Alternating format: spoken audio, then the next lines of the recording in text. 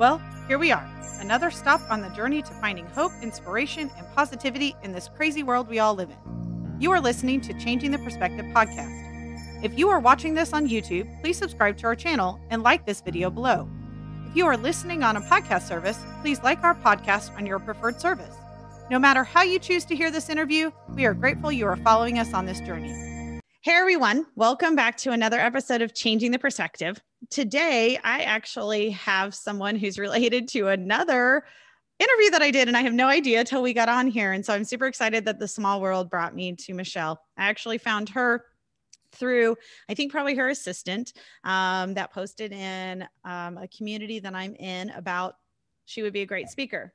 She is the author of this book, Surviving Domestic Abuse, and we're going to talk about this book today.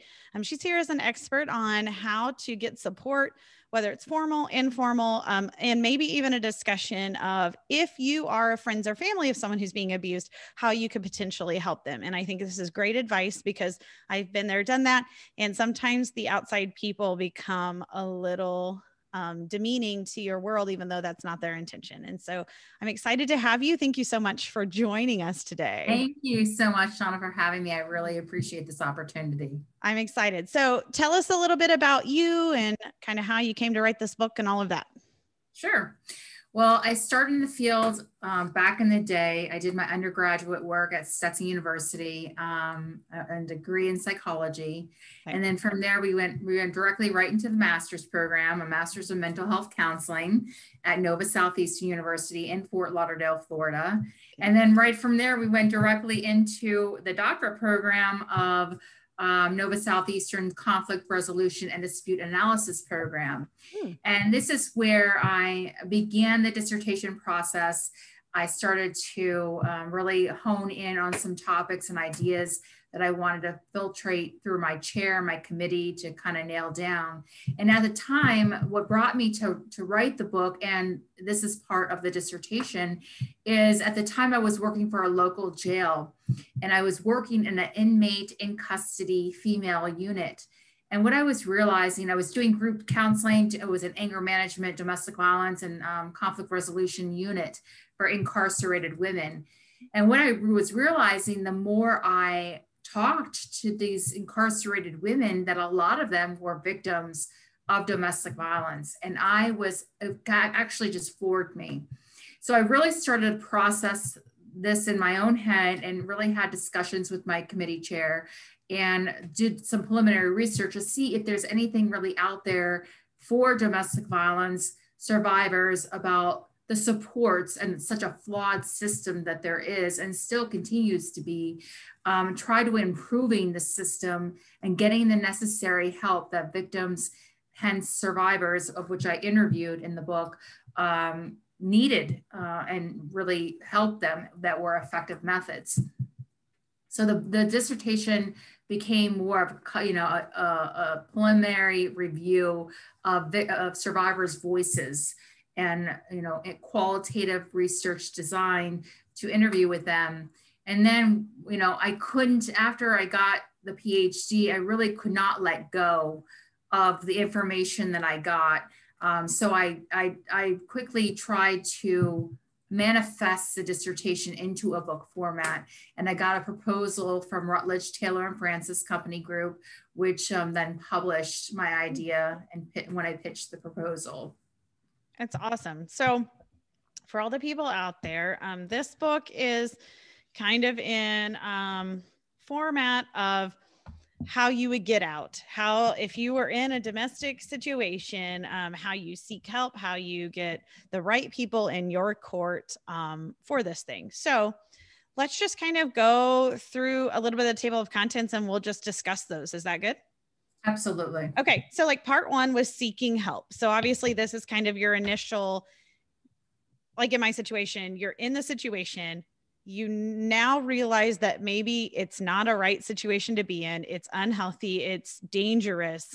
And now you don't know where to start. Right? That's what this chapter is about. So kind of go into what you found. Absolutely. So what I found is that there are definitely barriers to seeking help. And a lot of these barriers that are outlined in the chapter of seeking help is one, the embarrassment and the humiliation it takes to step forward as a victim and try to seek out help. That's one of the huge barriers that prevents victims from seeking help. Another barrier that we talked about is, this is no cookie cutter kind of, solution. It's individualized. It's depending on the victim and their circumstances. And also another barrier is a lot of victims felt like what they saw in social media was kind of like their vision as to what domestic violence actually looks like. So the first thing that I definitely highlighted in the book, and I don't want it to be offensive to victims, is sometimes when you're in a domestic violence situation, you don't really realize that it's abusive when you're in there. So that's one of the key things that I obviously do not want to offend victims who are in abusive relationships, but recognizing that, yes, this is indeed an abusive dynamic. And that's the first thing. And then realizing what keeps us stayed in abusive relationships is something that I describe in terms of the Stockholm Syndrome. And the Stockholm Syndrome is a term coined based out of Stockholm, Sweden, which really parallels a hostage-hostie kind of relationship. And this relationship is something we coined as the term traumatic bonding. It's a dysfunctional traumatic bonding that the hostage has with the hostee. And basically what I did with that relationship is that I believe I paralleled that relationship to a victim and perpetrator type of traumatic bonding relationship. And so when people ask, why don't you just leave? One of the things that people don't realize is there's an actual emotional traumatic bonding happening between the victim and the perpetrator, which makes it so challenging for the victim to just get up and leave, amongst other components that we haven't really addressed in the book, such as finances, such as children, all these other things that it's such a loaded question, So we break that down, and this traumatic bonding really staples the victim from staying in the relationship. And, it's one of which a lot of formal supports don't understand, particularly law enforcement. They don't understand why they're stapled and why they can't escape. Law enforcement are so used to dealing with criminals, and these are not criminals, these are actually victims. So it tends to need a different type of support and help from law enforcement. Yeah. I know when I was going through my situation, you would hear that question, why don't you get out? Or why don't you see it? Like everybody else is seeing it. Why don't you see it? And when you've justified every action that's ever happened throughout the whole time frame, you're like, what? I got it. I'm handling it. It's fine. You really, it's like you don't see past your own face of exactly. So that's why I really didn't want to offend victims or survivors that really, are picking up the book, but in the midst of a dysfunctional relationship, you don't realize it's dysfunctional when you're in the middle of it. Right. It's like after you leave it that you realize, why was I dating that person? Why was I with that person? Why was I married that person for so long? Yeah. So it's when you're out of it that you can be reflective. Yeah, for sure. And it's a scary, scary reflection. It is. It very much is. Oh, man. Okay. So then it goes on to formal support. So in your book, you talk about law enforcement, mental health and social services, medical staff and clergy, and the judicial system.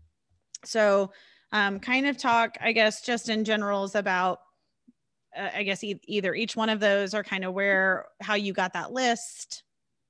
This list that I came up with were based out of the interviews that I did with my survivors. And I interviewed not victims of domestic violence. I interviewed survivors out of a domestic violence situation for a year or more that utilize some type of formal or informal supports to abolish their relationship. So one of the things that really popped out for me in terms of law enforcement is when dealing with the victim population, they really need to gain empathy and compassion for this population, empathy training, sensitivity training for this specific population. And that's one of the things that just really, and all my survivors that I interviewed really popped out, that there's just kind of like a disregard for what they're experiencing or a lack of empathy from what they're going through.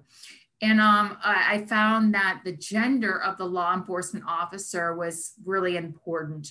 At the scene, when I found that a call would facilitate a male and female law enforcement officer, the victim felt very more comfortable speaking to the female law enforcement officer in terms of their gender versus a male, because they felt like the female could relate. They felt like a female would have more of a nurturing side to them.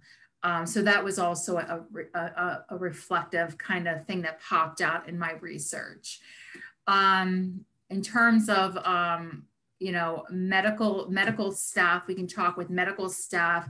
A lot of people, because of HIPAA compliance, medical professionals were not diligent or had quite an assessment when they saw injuries or attacks on their patient.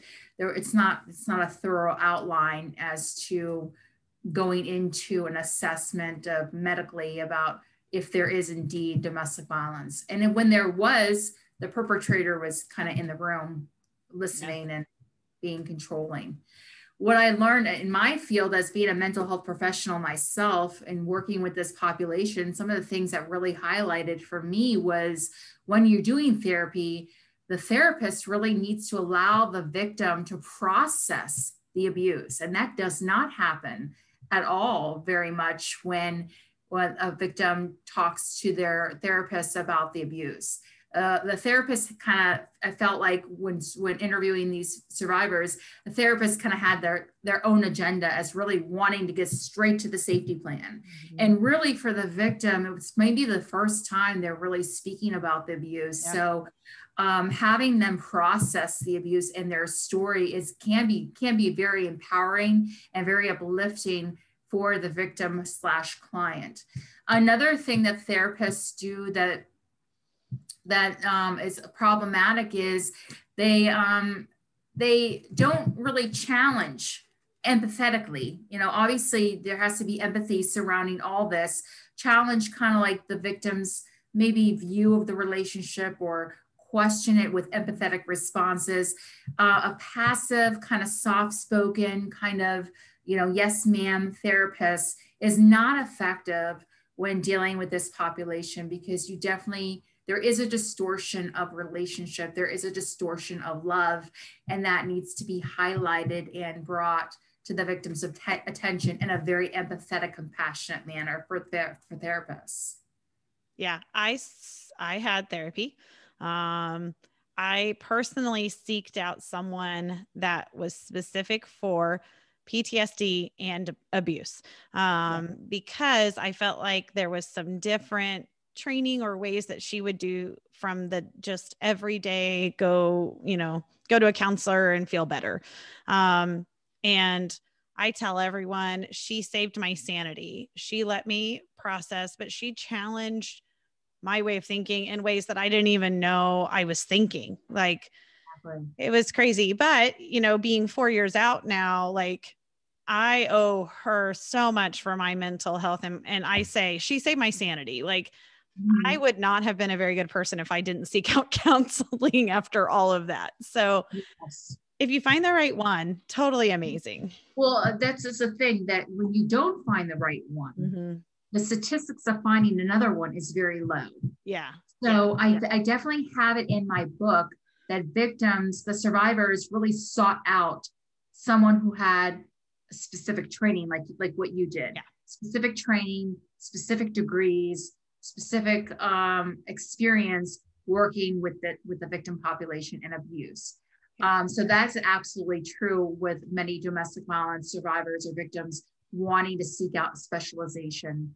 And, if you don't find the right therapist that fit your needs, do a little bit more diligent research. And the internet and, social media is definitely can be a big asset in just learning about this symptomology that goes around being abused and the trauma surrounding it. So that has also kind of been very helpful, that I highlight in the book. The internet, the victim doing their own type of research in terms of a therapist, specialization, education, and what is abuse? Am I in an abusive relationship? And what I found was a lot of these survivors would join these support groups and really just kind of sit back and not be participatory, but just really like read and listen to other stories to see if there was a correlation with their stories versus their own. Mm-hmm. And that's how they pretty much educated themselves prior to going to therapy. Okay. Yeah. So let's see. The next part is informal support. And this is really, I had some struggle in this area when I was going through my stuff. And part of it is, so I should say informal support, basically family, friends, coworkers. It's really your people around you. It's your entourage, your people. And yes.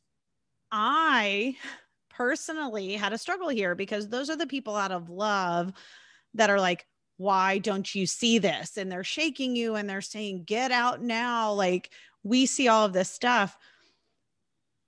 After getting out of counseling and after being able to have my emotions in check, I was able to tell some of those people, you became almost as much of an abuser as the situation I was in, because every time I would come and say anything to you, it was this berating lesson on why you think I should be out. But I didn't always see it. And I had a fear factor. And so if I couldn't even come to you without getting my feelings thrown back at me, then I might as well stay in the crap situation I'm in, because everybody around me is that person as well. I am the problem. And it was a big realization when I had a discussion, especially with my mom, like, hey, I know you were doing it out of love, but it did not feel that way when you were in it. Like it did not. And so kind of talk about this area, because this was a hard one for me. Yeah. And you would think that your people, your circle, your family, or even your friends that you consider your family would kind of understand a lot of, and what I found is the informal supports, they did not understand at all. They did not understand how to go about specifically a mother-daughter relationship. That parallel is so important. And what I found that a lot of these survivors' mothers were there physically for them, but were very detached emotionally. And there was they didn't have an emotional availability. And a lot of times when they think that they were doing their daughters a service by bashing the perpetrator, it actually re-victimized their daughters. Mm-hmm. So that bashing of the perpetrator seems like the go-to for family members to do, but it's actually not helpful for the victim at all. It just compounds the fact that they've made the wrong decision and that they are in a bad situation. So there are certain things that can be done that informal supports can do differently to support their daughters and their loved ones that are going through this. What I found is that for friends who have heard the abuse over and over again, is when a friend offered, this is becoming too much for me. I think maybe it's a good idea for you to seek professional help. And that suggestion from a friend or from a family member was super important for the survivor and for the victim. Yeah. Because it showed them that, this is maybe something that my informal supports can't really handle. Mm-hmm. And so now when the suggestion was made, they did then seek out professional therapeutic services for what they were going through.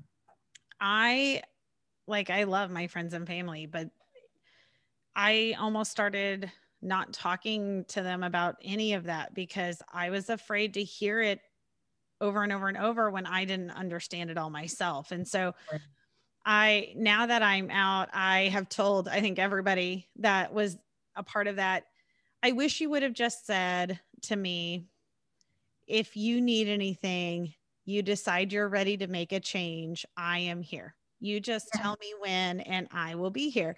And I think it would have just planted enough of a seed if I would have heard that several times to go, okay, they're telling me something, without it being this like, why aren't you getting out? Why aren't you getting out? Why, like, ha. Yes, absolutely. That was a super tough area for me. And when I got out, and I think you and I have a little bit of discussion about this, when I got out, I didn't trust myself. I didn't trust the decisions I made because I blamed myself for being in that situation. I also didn't trust my friends and family because I didn't know who to trust. Right. But they really didn't trust me either anymore because I had stopped telling them anything about my life because I was afraid of hearing about it. Right. And they knew I wasn't trusting my decisions, so they weren't trusting any of my decisions either. And we had to repair some major relationships within like close family and close friends when I got out because of what happened, and not intentionally. It was just part of the process of what happened. And it was rough. It was really rough. Sure. Yes. I completely get it. I mean, these survivors really were kind of thrown for a loop, thinking that their friends wouldn't ghost them. You Right. know, their mothers would, and the relationship, like I said, with the mother-daughter bonding, the same-sex parent, you know, is so important. Learn victimization, learning, you know, victimization from your previous generation is something that also played into effect. And just, you know, thinking that you're saying the right thing when in fact you're just re-traumatizing the situation and blowing it up. And therefore you become more distant. Like in your case, you became more distant, more isolative, not knowing that you could trust. And yes, there would have to be some repair from that damage that has been done. Yeah. When I got healthy enough in my counseling that I was good not talking about it all the time when I was out, but my family was still talking about it, I finally had to make the comment to them. I went to counseling to get myself right. And if you need to go to counseling to work this out for you, then go. But I can no longer process this with you because I've been processing this for 2 years now. Yes. And I had to shut it down because I was reliving things that I'd already healed, and not permanently healed, but like I was in the process and I was past having to relive that particular situation over and over and over because I'd already done that in counseling for 2 years. I'd already done that.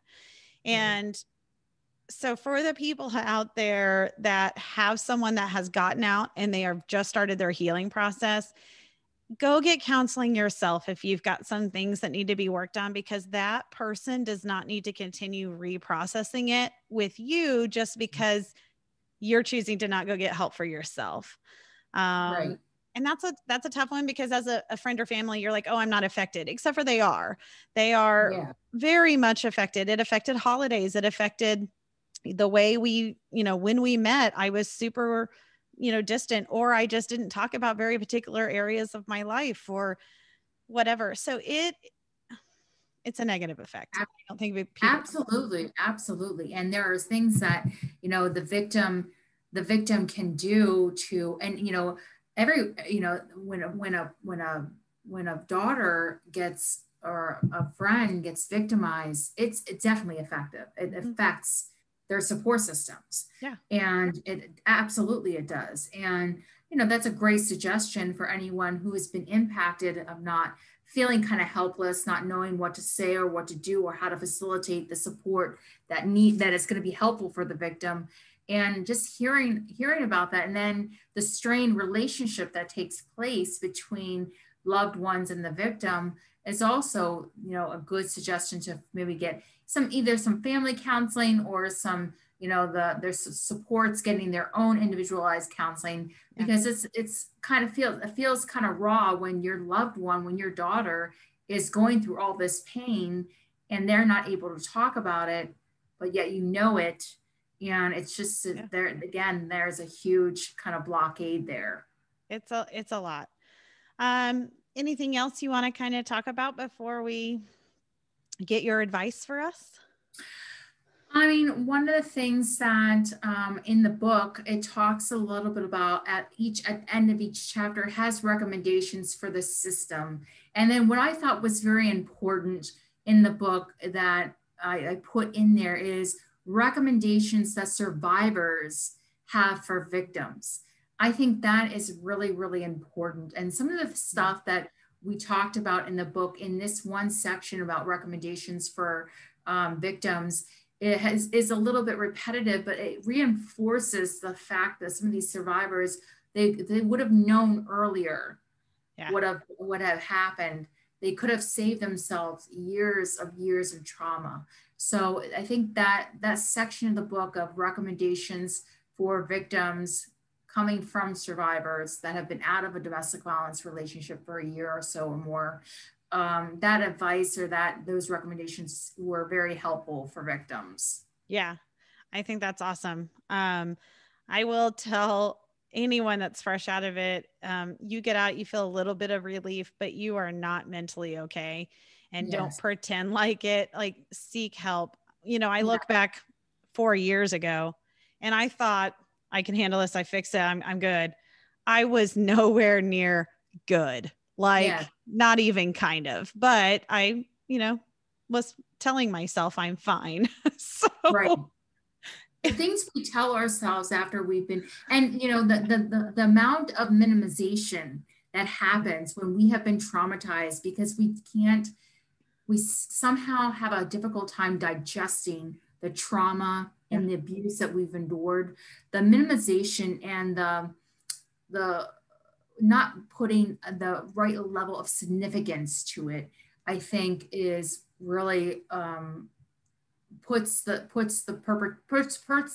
victim and client at a very bad disservice for themselves. Mm-hmm. And that's why, even recognizing that this is abusive or this is toxic or is one of the things that I opened up with. And I, again, not wanting to offend, but when you're in it, you don't realize how much you're really in it. Yeah. Yeah. I have told people that the real veil of the person came off probably 4 or 5 times through my relationship. And I justified it every time it came off. And so I saw it and it planted a tiny seed. And so when the last time the veil came off and it was obvious, enough seeds had been planted and I had started processing like something isn't right for enough time that it was my opportunity and my chance to get out. Mm-hmm. I wish I would have gotten out at the second or third time if I would have had my senses about me a little more. And so I want to encourage anyone that potentially thinks they're in a situation to watch for the real person. It will show that person, like the real face will show, and not an actual face, but like you will see a different person standing in front of you. And when it happens a couple of times, that's kind of your opportunity to say, this isn't working. I've got to be out. If it happens the first time you can get out, fantastic. But rarely does that happen. So, what's so deceiving about the abuse is you don't wake up one day and get punched in the face. That's not how it happens. No, it's a slow, gradual kind of snowball effect. And statistically, it takes a victim 9 times going back and forth with their perpetrator to actually leave on the 9th time, on average, their perpetrator for good. So there's a lot of back and forth. There's a lot of, many times going back to the perpetrator. And my advice is, let's begin recognizing some of these red flags that may have changed over a span of time. Let's kind of recognize where what seems off. If you know something feels off, something is wrong. You just may not know what it is. You may not be able to coin it, Right. But you feel something's wrong. Right. And so doing your own investigative research via internet or social media groups and hearing other people tell their story about their abuse and their victimization can bring a level of awareness and a decreased level of denial that might be happening. So those are some really good suggestions when you are just coming to the realization of bridging out. And it's all about, for the victim, it's all about the right timing for them. And maybe going to a therapist for the first time, they're not ready to have a safety plan. They need to stay in the relationship in order to figure it out. So it's really parallels to where you have the therapist, the provider has to meet the victim where they're at, not where the therapist is at, not where the clergy is at, not where the judicial system at, but where the victim is at. And so that's such an important piece of the puzzle. And also, speaking to directly with family and friends as well, under asking some questions that may be uncomfortable, you'll get to know and realize this is really out of my scope. I don't really know how to go about helping. And that's okay to say. Yeah. That's okay to say. But don't just not ghost your friend or your family member. And let's not bridge a conversation. How to go about having the conversation and giving the recommendations of maybe seeking professional help, the better help, is a conversation that definitely needs to be had. Yeah, I agree. In order to be preventative. Yes. I assume you advise victims when they're getting out to go no contact. Yes.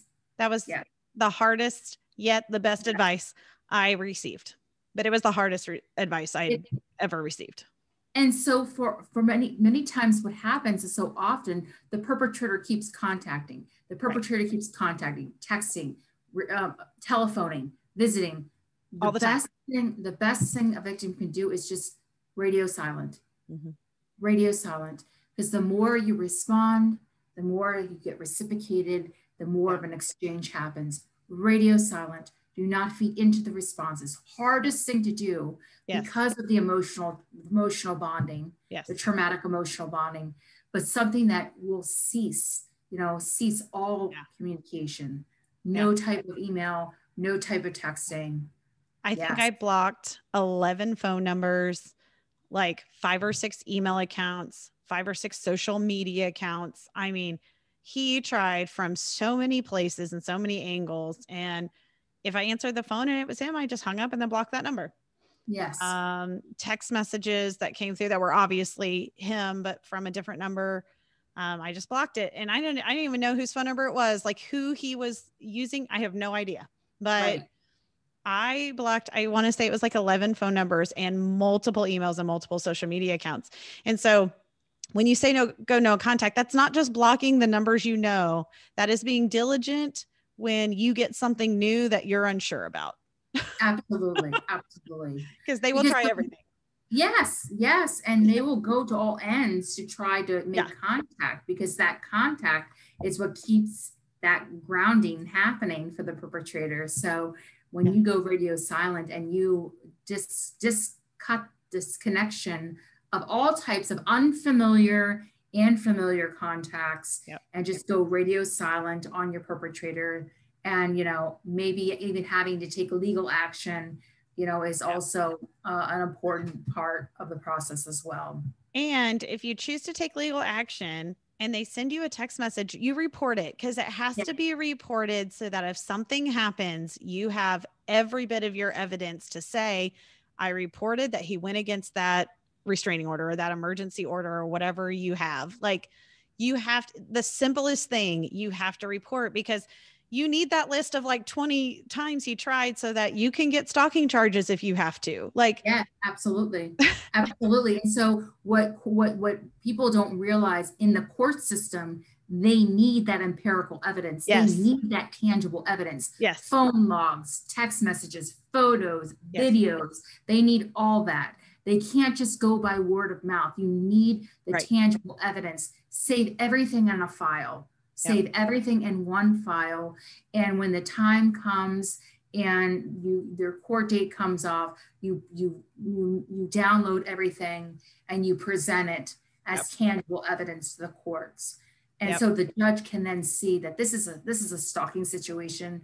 This person has violated the court order. So, I mean, just like things like that for a judicial system to see the tangible, real life evidence is going to be very important for the victim to show. And if you're still connected to mutual friends or family, you almost have to go non-contact with those people if they're trying to feed information to you.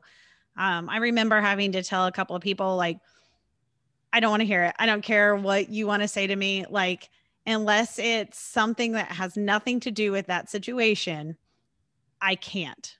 And you have to just tell them no, because most likely, and I hate to say this, but most likely a lot of those mutual people are under the same spell you were under in a different way from that same abuser. And they're feeding them whatever they can to get them to talk to you so they can get information back from you. Right. You've got to cut it literally all off, all of it. Yeah, I totally agree. And not what a lot of women, they bring on this feeling of guilt for doing that. This is about self-care. This is about taking care of yourself. And that means cutting people off that are going to go run back to the perpetrator. That's exactly what you need to do. Yeah. And it's really about like taking back your power. It's about restorative power. It's about empowerment for women and knowing that I am not going to attach guilt for having cut off a slew of people. This is something that I have to do for my mental health and for my well-being and for my physical safety. Yes. Plain and simple. It doesn't sound simple, but it's a mindset that you have to eventually get to for a victim who's going through it. And there are resources out there in different areas, in different states, nationwide. I think I did send you a list of DV nationwide services to promote that for a diverse population, because it doesn't only happen in heterosexual relationships. It happens in any type of relationship. Yeah. So, and we will make sure we link that to the description of this interview, as well as where we can find her book. Great book, great resource. Whether you're in it, I'm not sure I would be carrying this around when you're in it, because most likely your abuser will have all kinds of things to say about this. But if you have a place you can store it and read it when you're not around your abuser, great. For just getting out, this is definitely a huge resource. And more importantly, for those informal supporters, those friends and family that aren't sure how to handle, this will give you an understanding of something that you didn't realize was actually happening. And so I think a huge resource for that. That is amazing. Do you have any last advice for us before we close out? I just think about, you were so caught up in having a toxic relationship. The most important relationship I want to leave women that have been through abuse and been through victimization is the relationship that you have with yourself. Yeah. That is first and foremost the most important relationship to have in any type of relationship. If you're not good with self, you can't be good for anybody else. And it's really coming in terms and being kind of intimately related to self and really getting to know yourself, because we are people of flux, we're people of change. We change all the time. How we were a year ago is not how we are today. Right. So keeping up with yourself is a task. And also just keeping yourself abreast of yourself will encourage self-esteem, self-confidence, empowerment, never to fall victim again in your lifetime, in your relationships. I love it. Well, I want to thank you again for being a part of this interview today. Great information, wonderful advice.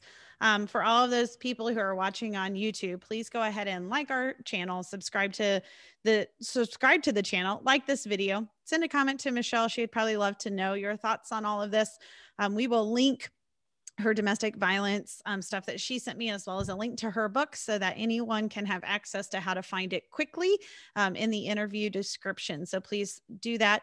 If you're listening on a podcast service, favorite our podcast. We do new things weekly, new subjects all over the board. We're super excited about what we have coming up. So everybody just follow along. I hope everyone had a wonderful week. Have a great weekend, and we will see you next time. Bye. Thank you. Bye-bye.